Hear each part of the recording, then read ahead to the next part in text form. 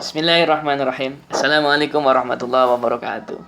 Alhamdulillah wassalatu wassalamu ala sayyidina Muhammad ibn Abdullah sallallahu alaihi wa alihi wasallam.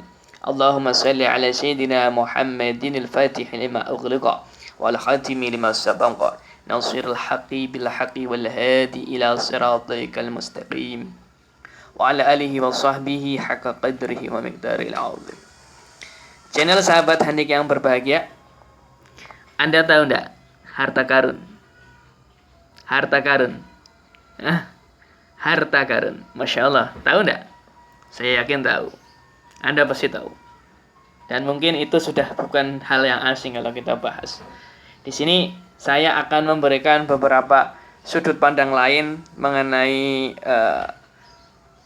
banyaknya di era sekarang ini para orang-orang sakti itu melakukan aksi misalkan penarikan harta karun dan sebagainya. Saya akan memberikan sedikit tanggapan begini. Ada yang bertanya kepada saya soalnya kemarin mengenai harta karun ya. Jadi begini, kalau saya ditanya apakah harta karun di Indonesia itu ada? Wah, saya jawab, jelas ada. Tidak mungkin tidak ada. Kok bisa? Jelas, karena saya, panjenengan, dan kita semua ini adalah cucu-cucu orang hebat. Cucu-cucu orang hebat di Nusantara ini. Tidak mungkin kalau tidak ada harta karun. Kok bisa, Mas? Jelasnya ada. Karena dari peradaban yang tinggi itu ada beberapa hasil karya cipta dari manusia.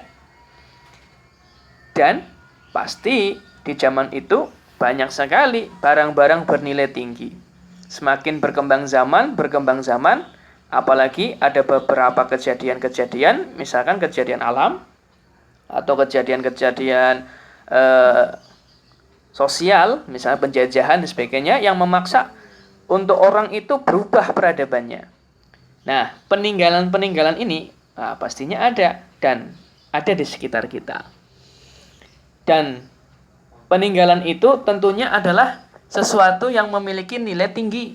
Misalkan emas, koin-koin emas zaman dahulu, kemudian pusaka-pusaka, kemudian kain-kain bernilai tinggi. Zaman dahulu kan sudah ada tuh perdagangan sutra. Nah, misalnya seperti itu. Oleh karena itu kalau saya ditanya harta karun, Indonesia kaya sekali akan harta karun. Apalagi tempat-tempat yang dulu menjadi pusat pemerintahan. Oleh karena itu tidak mustahil jika di antara kita barangkali tanpa kesengajaan, misalkan paling sering kejadian orang macul ya. Orang macul tanpa sengaja dapat tuh peti emas. Atau orang cari cacing sutra misalkan di sungai, atau cari keong atau apa, tiba-tiba nggak sengaja garuk-garuk dapat gelang emas atau apapun itu tidak mustahil. Karena kita adalah cucu orang hebat dan di tanah Nusantara ini itu pernah berdiri kerajaan-kerajaan yang memiliki intelektual tinggi, peradaban tinggi, budaya yang tinggi. Dan Masya Allah, pastinya didukung dengan alam yang kaya raya, pasti kita ini tidak kurang-kurang dengan namanya harta-harta yang bernilai tinggi. Lah, kemudian bagaimana cara kita untuk menarik? Wah, narik kok. Bagi saya, jujur, saya tidak bisa kalau untuk narik. Karena apa? Karena saya awam. Tidak tahu itu bagaimana itu orang-orang hebat itu yang di sana. Misalkan ya ada tempat, ini dideteksi, ini ada ininya, ada harta karunnya. Twing, langsung dia tarik jadi. Oh, mungkin itu dengan ilmu-ilmu khusus ya. Biasanya orang-orang yang menggeluti dunia ilmu batin, dia bisa melakukan terawangan, ini dimensi yang berbeda. Nalar aja sih. Kedua, orang yang mungkin berlatih ilmu getaran, kemudian sensornya dia masuk sensor, kemudian dari getarannya ini dia kemudian mungkin melihat, bisa saja seperti itu. Kemudian digali. Yang ketiga, atau mungkin faktor nasib. Nah, ini yang seharusnya pengen saya dapatkan nih, faktor nasib ini. Jadi tidak sengaja, misalkan jenengan mau bangun rumah, bikin pondasi, tiba-tiba Anda macul di bawahnya, wah, dapat itu peti emas, pengen enggak? Pengen nggak? Pengen tentunya itu. Nggak sengaja macul di dalamnya dapat emas. Nah ini yang pengen saya dapatkan kayak gini aja itu. Oleh karena itu, kalau untuk ambil ilmiahnya, penarikan-penarikan benda-benda seperti itu mungkin ada ya, ada, tapi dengan teknik-teknik khusus. Kalau yang dengan kejujuran, kalau yang tidak dengan kejujuran mungkin dengan teknik trik dan yang lain. Wallahu alam seperti itu. Yang penting itu bukan hal yang penting bagi saya. Yang jelas, saya di sini ingin ngajarin kepada diri saya sendiri, dan apabila video ini nanti lestari dan ditonton oleh anak cucu saya, sehingga ini akan menjadi amal baik untuk saya. Saya ingin mengajari kepada diri saya sendiri dan segenap yang menonton adalah teknik untuk menarik harta karun. Teknik untuk menarik harta karun. Dengan ilmu yang saya pelajari. Ini ilmu mahal loh. Silakan di skip kalau nggak penasaran. Ini ilmu mahal. Bagaimana cara kita menarik harta karun? Tadi kan ada tekniknya. Kita bisa, orang yang belajar ilmu kebatinan, atau bahasa kerennya itu ilmu terawangan, ilmu teropong. Apa ilmu seperti ini ada. Versinya bisa karena bisikan jin, talabis, atau mungkin karena kepekaan hati dia. Kepekaan juga bisa. Kedua, orang tersebut belajar ilmu getaran. Ilmu getaran itu adalah belajar untuk mengenali resonansi benda. Belajar untuk mengenali resonansi benda. Ya, jadi setiap benda kan memancarkan gelombang. Dia belajar getaran. Oh, di situ ada benda ini misalnya.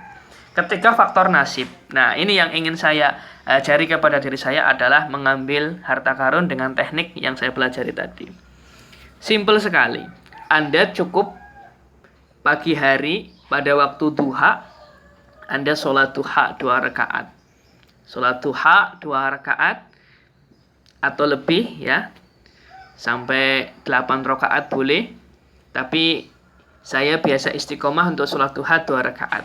Sehabis sholat duha, Anda berdoa dengan khusyuk. Bagaimana doanya?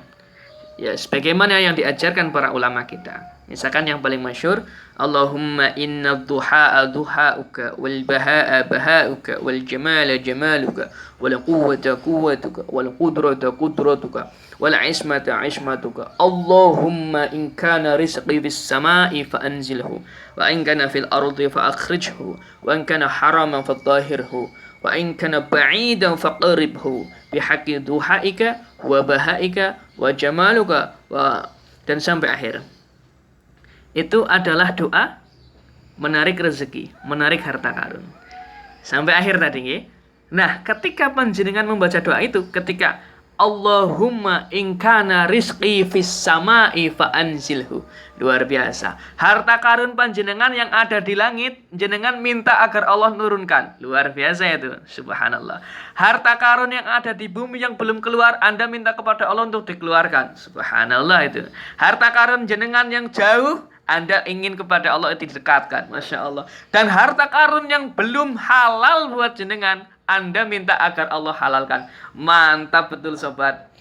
Allahumma in kana rizqi fis sama'i fa anzilhu, wa in kana fil ardi fa akhrijhu, wa in kana haraman fa tahhirhu, wa in kana ba'idan fa qaribhu.